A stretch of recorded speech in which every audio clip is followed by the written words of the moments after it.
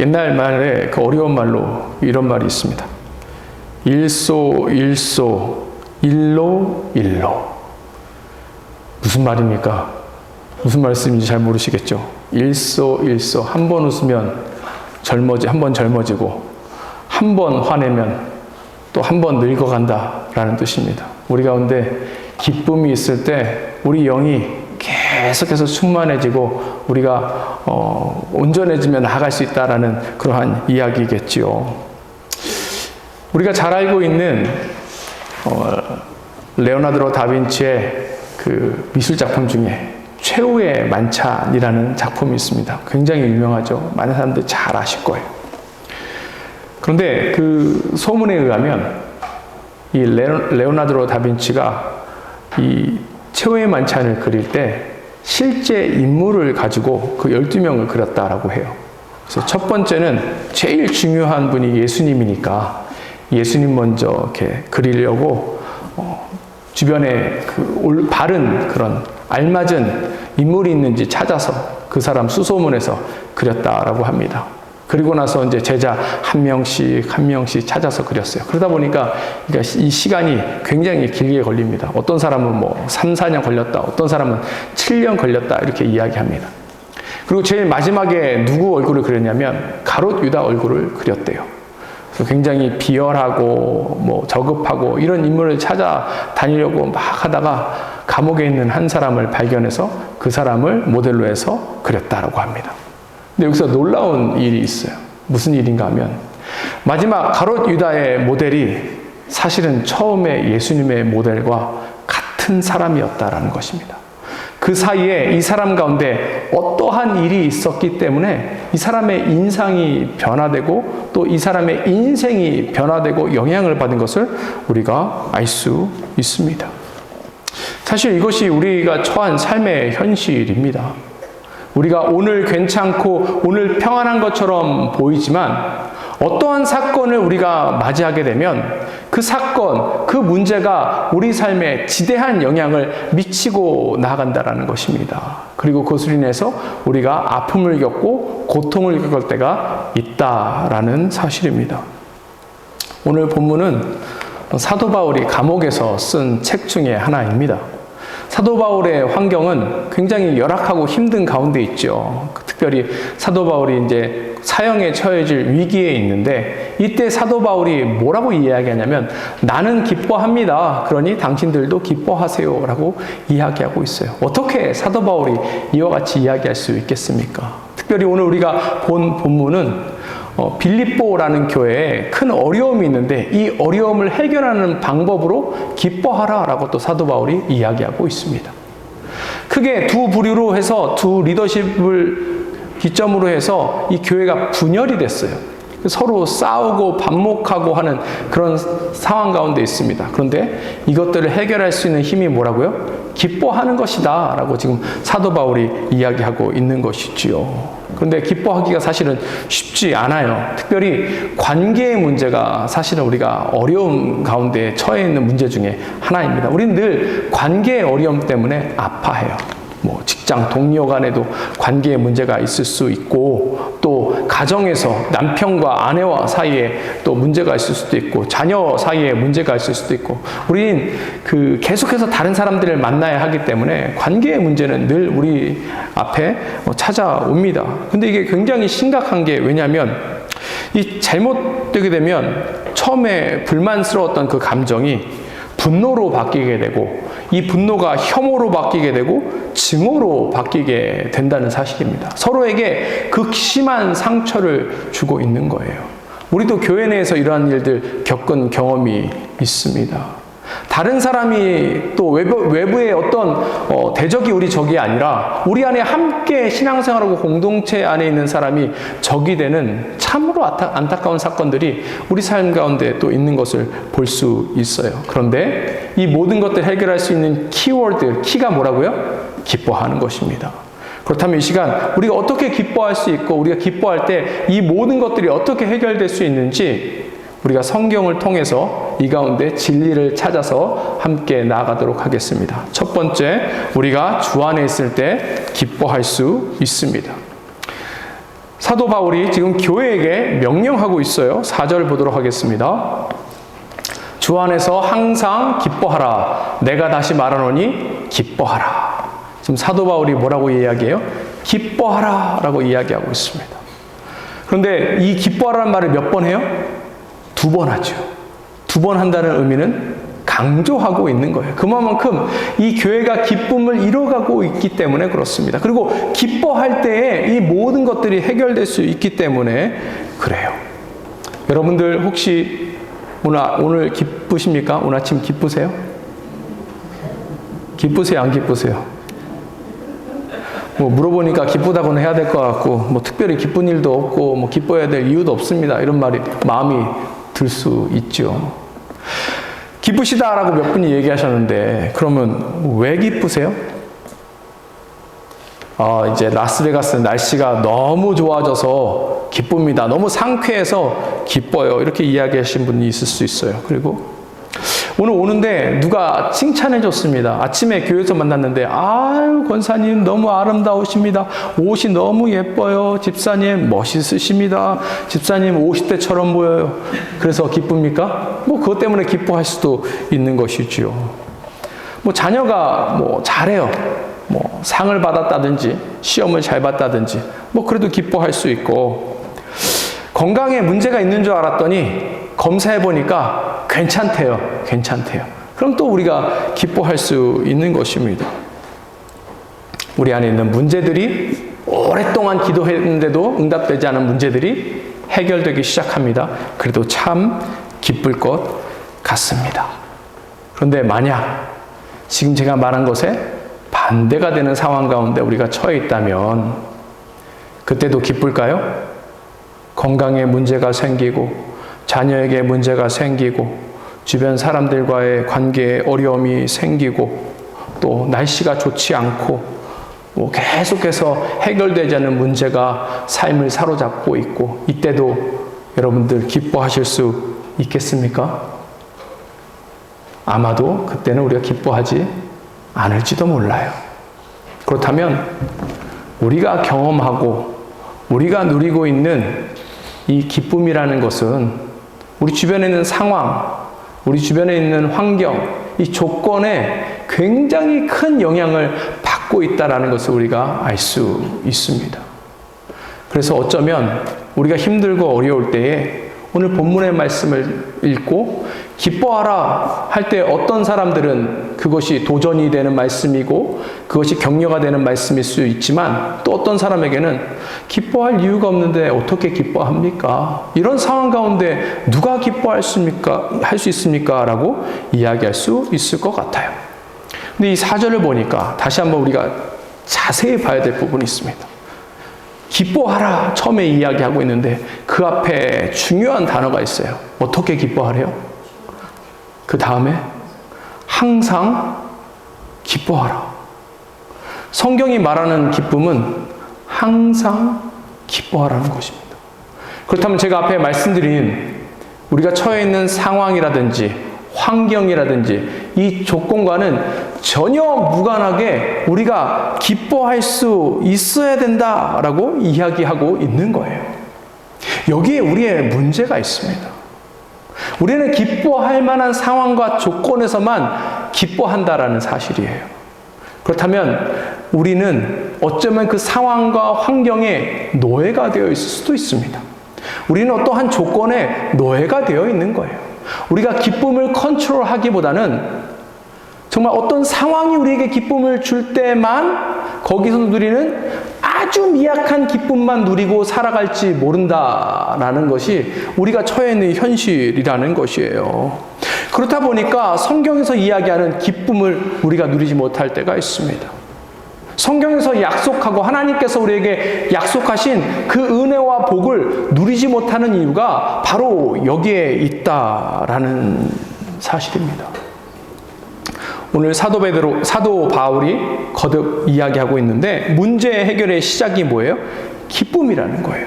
근데 이 기쁨은 어떤 기쁨이냐면 앞에 말씀드린 그 이 땅에서 누리는 그 조건의 기쁨이 아니고 하늘의 기쁨을 이야기하는 것입니다. 하나님 나라는 먹고 마시는 것이 아니라 뭐라고요? 의와 평강과 희락. 마지막 이 희락이 기쁨이죠. 우리가 누려야 할 기쁨은 바로 이 하늘의 기쁨, 하늘나라의 기쁨, 천국의 기쁨이어야 하는 것입니다. 이런 것의 특징이 뭐냐면 우리가 처해져 있는 환경이라든지 상황이라든지 조건이라든지 이런 것을 뛰어넘는 기쁨이 되는 거예요. 우리가 어려움에 처했을 때 모든 사람들이 좌절하고 낭망하는 순간에 그래서 우리는 뭘 할 수 있다고요? 기뻐할 수 있는 것입니다. 다른 사람들은 슬퍼하고 다른 사람들은 포기하고 싶은 그 순간에 우리는 기뻐할 수 있는 것입니다. 이것이 천국으로부터 왔기 때문에 그렇고 이것을 우리가 온전히 누리며 나아갈 수 있기 때문에 그래요. 그래서 오늘 이 4절에서 사도 바울이 이야기하는 기뻐하라라는 의미는 능동적인 기쁨을 이야기하는 것이죠. 내가 기쁨을 통제하는 거예요. 그 기쁨에 내가 통제당하는 것이 아니라 내가 그 기쁨을 통제하며 나아가는 것입니다. 근데 이것이 어떻게 된다고요? 여기에 놀라운 비밀이 숨겨져 있어요. 4절 상반부 다시 한번 볼까요? 어떻게 기뻐하래요? 주 안에서 항상 기뻐하라. 이 기쁨은 그래서 우리가 주 안에서만 누릴 수 있는 것입니다. 시편 16편 8절 9절 보도록 하겠습니다. 내가 여호와를 항상 내 앞에 모심이여 그가 나의 오른쪽에 계심으로 내가 흔들리지 아니하리로다. 이러므로 나의 마음이 기쁘고 나의 영도 즐거워하며 내 육체도 안전히 살리니. 우리가 주 안에 있을 때 기쁨을 누리고 우리가 주 안에 있을 때 이 모든 것들을 누리며 나아갈 수 있다는 것을 성경이 우리에게 이야기해 주고 있어요. 이것은 성경이 우리에게 약속한 약속이고 우리가 누릴 수 있는 복이다라는 사실을 우리가 날마다 기억하며 나아갔으면 좋겠습니다. 그래서 믿음이 있다 라는 의미는 믿음의 실력이 있다라는 의미는 우리가 언제든지 기뻐하며 나아갈 수 있다라는 뜻이 되는 거예요. 다시 한번 여러분들에게 묻길 소원합니다. 기쁘세요? 항상 기쁘십니까? 네, 하나님 나라 안에서 이 기쁨을 계속해서 누리며 나아갔으면 좋겠어요. 주 안에 있을 때만 이 기쁨을 누릴 수 있습니다. 왜요? 주님께서 이 모든 것들을 다 컨트롤하시기 때문에 그렇습니다. 주님께서 이 모든 것들을 해결하실 능력이 있으시기 때문에 그래요. 우리 안에 계신 성령께서 그래서 날마다 이와 같은 기쁨을 주실 것입니다. 그러니 뭘 해야 되는 거예요? 우리 마음을 이제 하나님 앞에 내어 맡겼으면 좋겠습니다. 오늘 어려움, 고통, 특별히 관계 가운데 찾아오는 아픔에 대해서 이야기하고 있는데 그런 것의 특징을 보면 우리 생각이 괴롭잖아요. 마음이 괴롭잖아요. 그렇죠? 그럴 때 어떻게 한다고요? 이 모든 것들을 주님 앞에 맡기는 거예요. 우리 마음을 활짝 여는 것입니다. 그럴 때 천국의 기쁨이 우리 가운데 임할 줄 믿습니다. 그래서 이 모든 것들을 해결하기 시작할 줄로 믿습니다. 오늘 하나님 앞에 이와 같은 기쁨을 누리며 나아갔으면 좋겠습니다. 두 번째, 우리는 관용을 베풀 때 기뻐할 수 있습니다. 이제 하나님 앞에서 주 안에서 기뻐함으로 마음의 평정을 얻을 수 있습니다. 이제 문제가 해결되기 시작하는 거예요. 그렇다고 진짜로 우리 가운데 있는 삶의 문제들이 해결됐나요? 아니죠. 여전히 실제적으로는 우리 가운데 문제가 있습니다. 그래서 이것을 실제적으로 푸는 그 방법에 대해서 5절에서 이야기하고 있어요. 함께 보도록 하겠습니다. 너희 관용을 모든 사람에게 알게 하라. 주께서 가까우시니라. 뭐라고요? 관용을 모든 사람에게 알게 하라는 것이에요. 여기 알게 하라라는 동사가 있는데 이 원어의 뜻은 무엇인가 하면 보여주라는 거예요. 여러분들의 관용을 모든 사람들이 알 수 있도록 보여주세요 라고 지금 이야기하고 있습니다. 이 관용이 무슨 뜻일까요? 관용이 무슨 뜻이에요?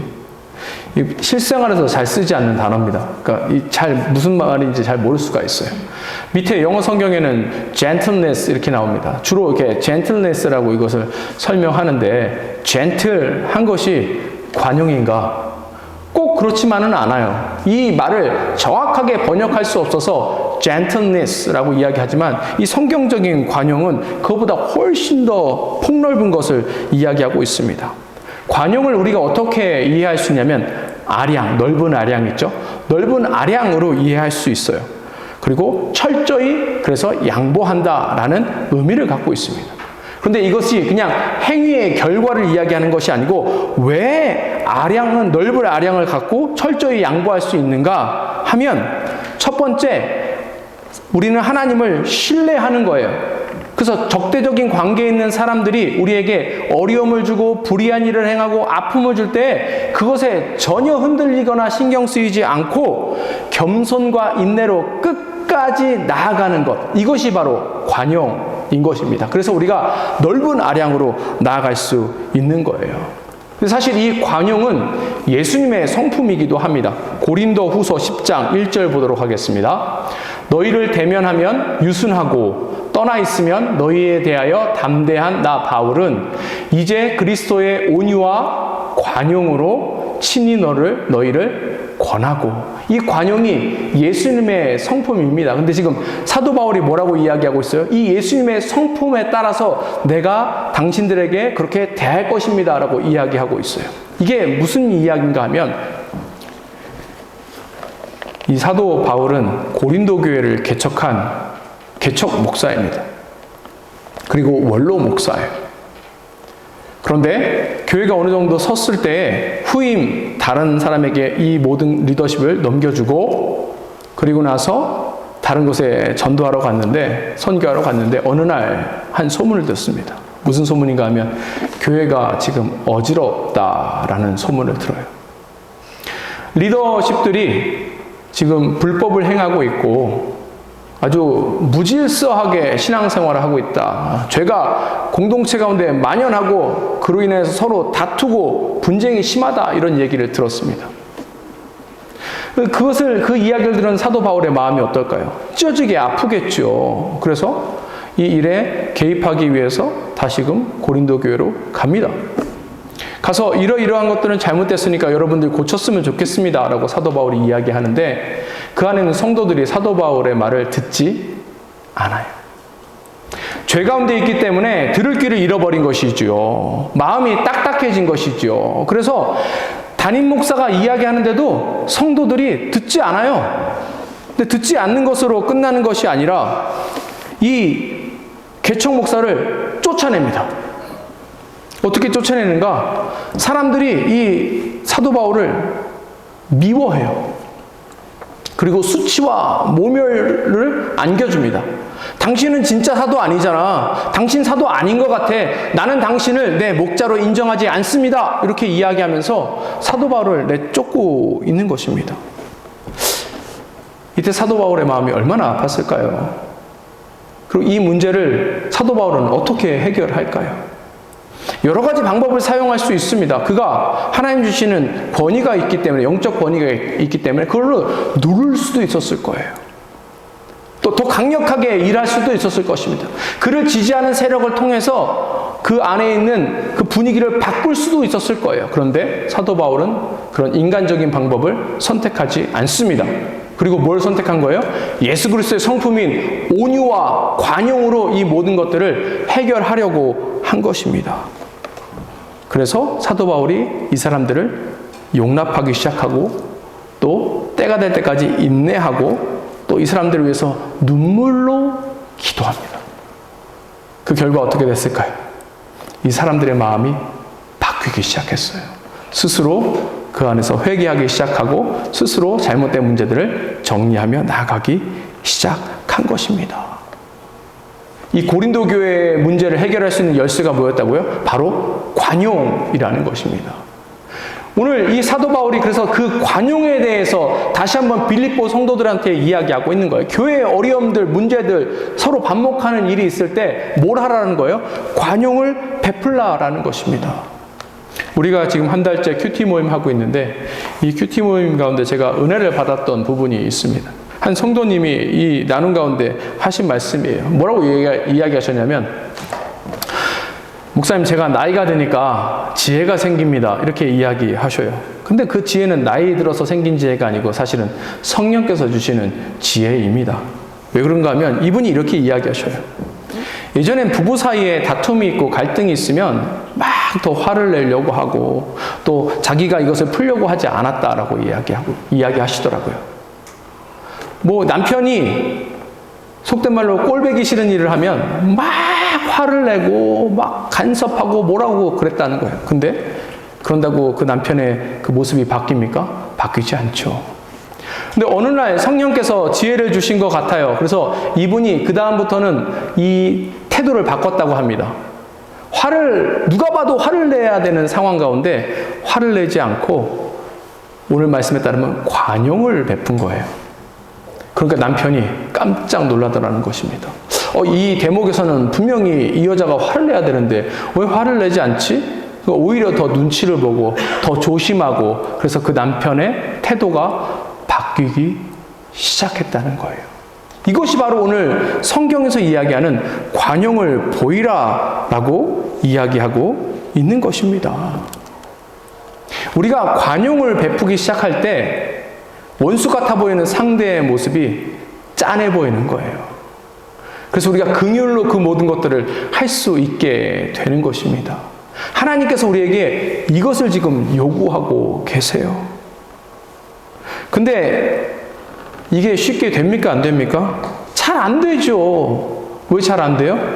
여전히 그러고 싶지 않은 마음이 우리 가운데 있기 때문에 그렇습니다. 하나님, 왜 저만 손해봐요? 왜 저만 양보해요? 지고 싶지 않아요. 이 상황에 이끌리고 싶지 않아요. 손해보고 싶지 않아요. 그러면요, 결코, 절대로 이 문제가 해결되지 않습니다. 않아요. 분명히 성경이 우리에게 해답을 지금 알려주고 있는 거예요. 어떻게 하라고요? 관용을 베풀어 주라는 것입니다. 어떻게 관용을 우리가 베풀 수 있습니까? 5절 후반부 볼까요? 왜 그래요? 주께서 가까우시기 때문에 그래요. 여기는 중의적인 의미가 있습니다.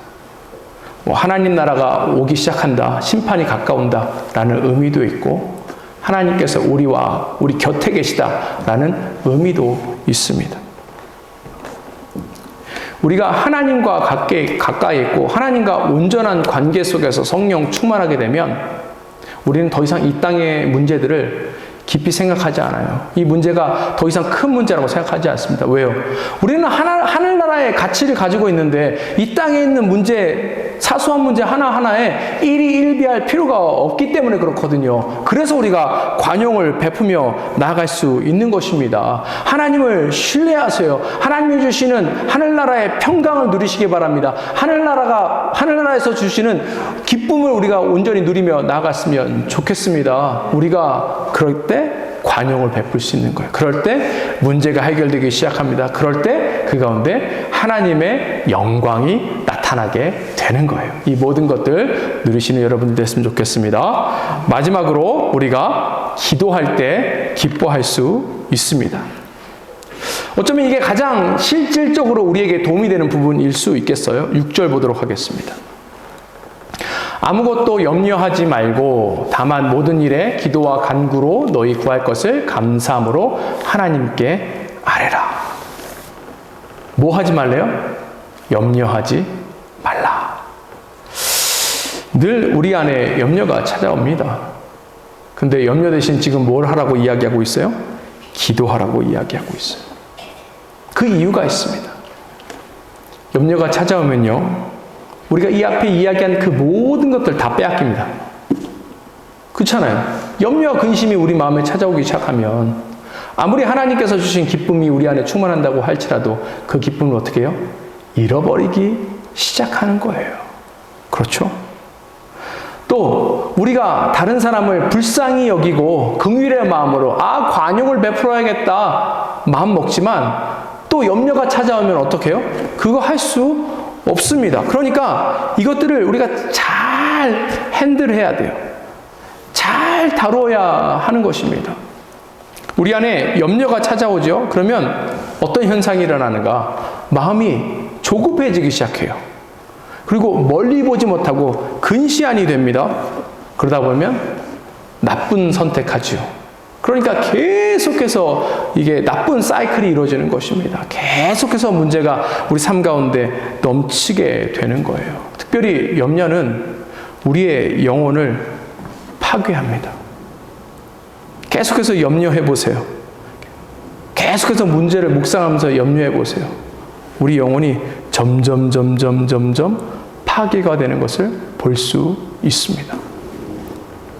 이 앞에 5절에서는 사도 바울이 성도들에게 뭘 보여주라고 그랬어요? 관용을 보여주라고 그랬죠. 똑같이 보여주라라는 단어가 6절에도 나와 있습니다. 여기는 하나님께 아뢰라 라고 이야기하고 있지만 이 원어는 똑같은 단어를 써요. 보여줘라. 뭘 보여주라는 거예요? 하나님께 문제를 보여주라는 거예요.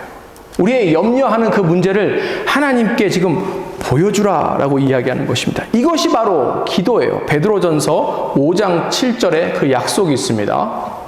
너희 염려를 다 주께 맡기라. 이는 그가 너희를 돌보심이라. 이게 지금 하나님 앞에 기도하며 나아가라는 것이거든요. 근데 여기 맡기다라는 단어가 있습니다. 이 맡기다라는 그 원어의 사전적인 의미가 무엇인가 하면 이걸 굴리는 거예요. 굴려요. 우리 안에 있는 염려를 어떻게 하라고요? 굴려버려요. 높은 데서 굴려버리세요. 그럼 그게 다시 돌아옵니까? 안 돌아오죠. 누구한테 굴리래요? 하나님께 굴리라는 거예요. 근데 이것이 뭐라고요? 기도입니다. 기도.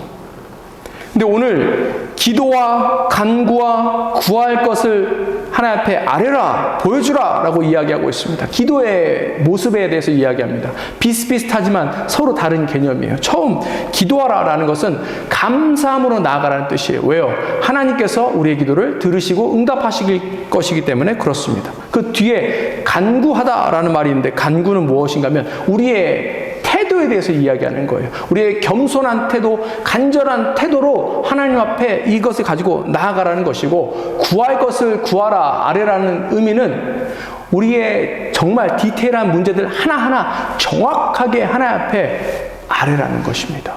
하나님 아시죠? 잘해 주실 것을 믿습니다. 이렇게 하지 말라라는 거예요. 이렇게 하지 말라는 거예요. 디테일하게 왜 어떤 문제가 나의 마음을 사로잡고 있고 어떤 것 때문에 염려 속에서 빠져나가지 못하고 있고 어떤 것 때문에 분한 마음 또 화나는 마음 그런 마음이 있는지를 철저하게 하나하나 디테일하게 하나님 앞에 이야기하라는 것입니다. 그럴 때 하나님 어떻게 하신다는 거예요? 이 모든 것들 걷어가시고 이 모든 것들 해결해 주신다라고 이야기하고 있는 것입니다.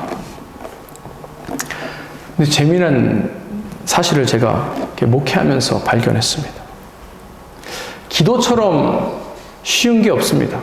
기도 어렵지 않아요. 기도는 우리 재현이도 잘합니다. 학교 갈 때 딱 그 차 타고 가다가 그 마지막 코너 가기 직전에 기도합니다. 꼭 그 자리 가면 이제 기도 시작해요.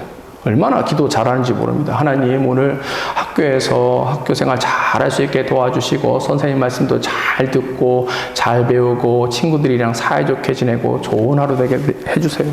자기가 진짜 구할 것을 잘 구합니다. 그렇죠? 기도가 쉬워요.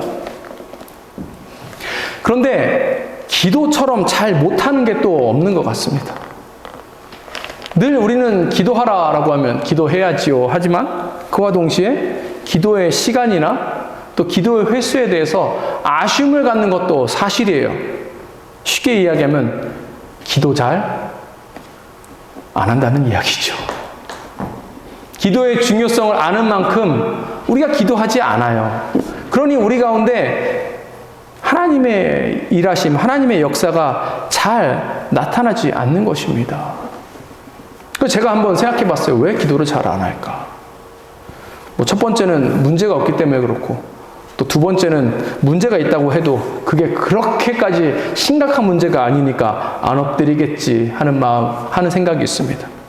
근데 그것보다도 하나님에 대한 신뢰가 없기 때문에 기도하지 않는 것은 아닌가라는 생각이 듭니다. 만약 우리가 성경에서 이야기한 것처럼 우리 음성 하나하나 다 하나님의 귀에 들어가고 그래서 하나님께서 그 모든 것 하나하나 다 응답해 주실 것이라는 확신, 그것에 대한 신뢰 있다면 당연히 하나님 앞에 기도할 수밖에 없는 것 아닙니까?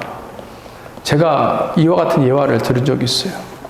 한 목사님이 권사님 몇 분을 데리고 건강이 안 좋은 분한테 가서 신방하고 거기서 기도했대요. 하나님, 이 권사님 꼭 낫게 해주세요. 간절히 기도하고 이 권사님들도 같이 기도하고 나왔다라고 합니다. 근데 문 밖에 나서자마자 한 권사님이 목사님한테 이렇게 얘기했대요. 목사님, 이번에는 잘 안 되겠죠. 그 기도에 신뢰가 없기 때문에 바로 그와 같이 대꾸하는 것 아닙니까?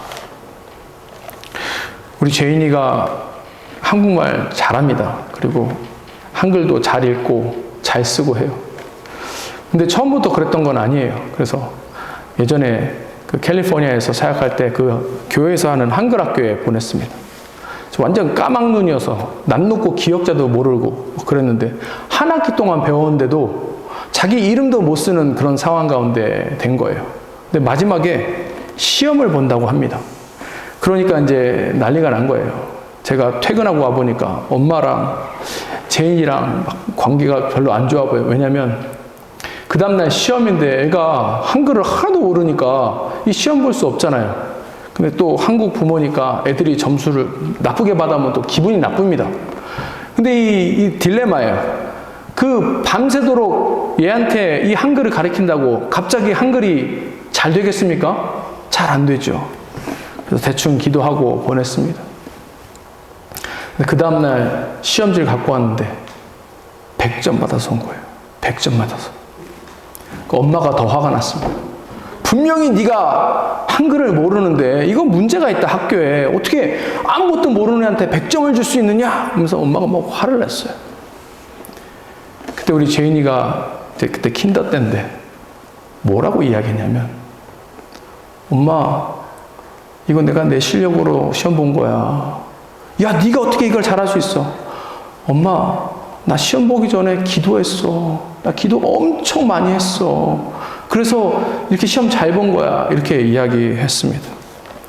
뭐가 됐는지 잘 모르겠지만 어쨌거나 그 안에 하나님을 신뢰하고 그가 해결할 수 없는 문제 앞에서 기도하며 나아갈 때 하나님께서 응답하시는 것을 우리 제인이가 경험하게 된 것입니다. 우리에게 이와 같은 기도의 약속이 있어요. 요한복음 보도록 하겠습니다. 요한복음 16장 24절 보도록 하겠습니다. 지금까지는 너희가 내 이름으로 아무것도 구하지 아니하였으나 구하라 그리하면 받으리니 너희 기쁨이 충만하리로다. 기도하세요.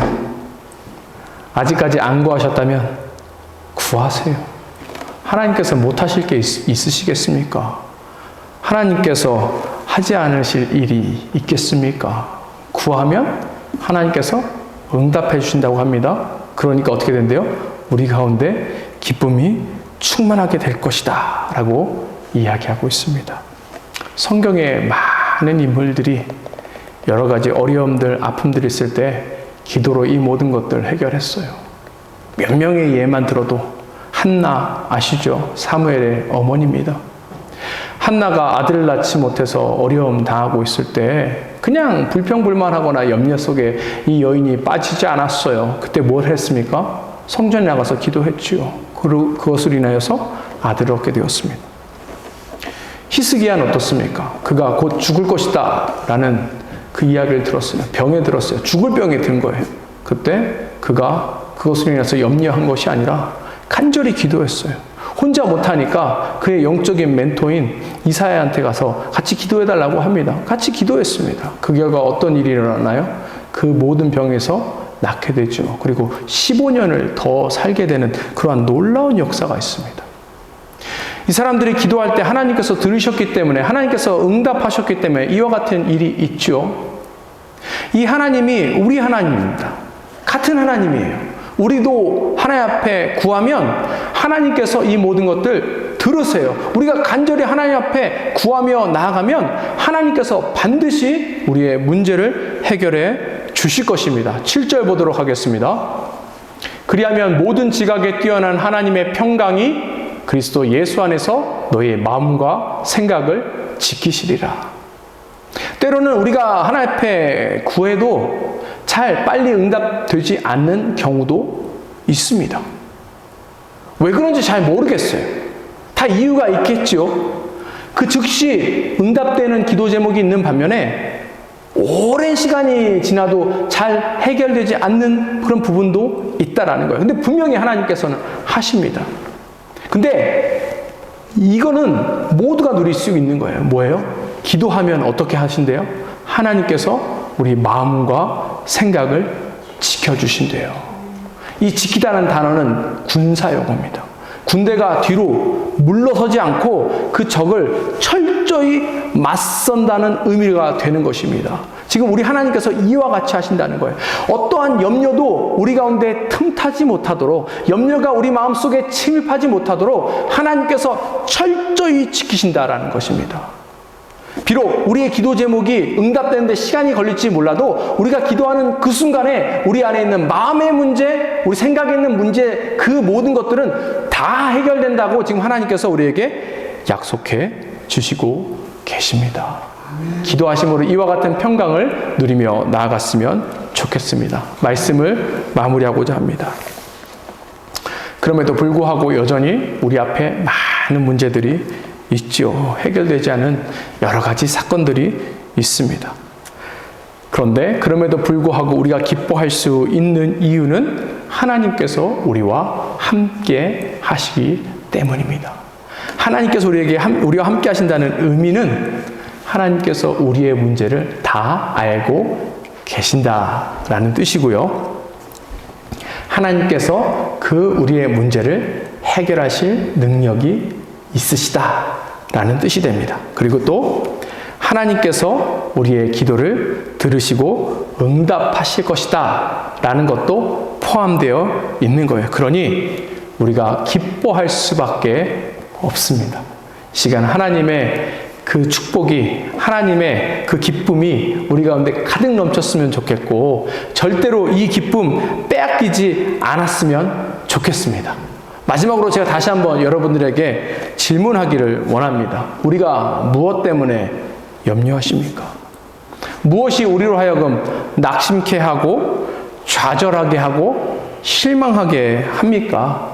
이 가운데 우리 스스로에게 질문해 보세요. 그럼에도 불구하고 나는 기뻐하고 있는가? 이 하나님 나라의 기쁨을 온전히 누리고 있는가? 만약에 없다면 이 시간을 통하여서 다시금 그 기쁨이 우리 가운데 회복될 줄 믿습니다. 그 기쁨을 통하여서 우리 가운데 처해져 있는 모든 어려움들, 아픔들 가운데 승리하며 나아가는 저와 여러분 됐으면 좋겠습니다. 함께 기도하겠습니다.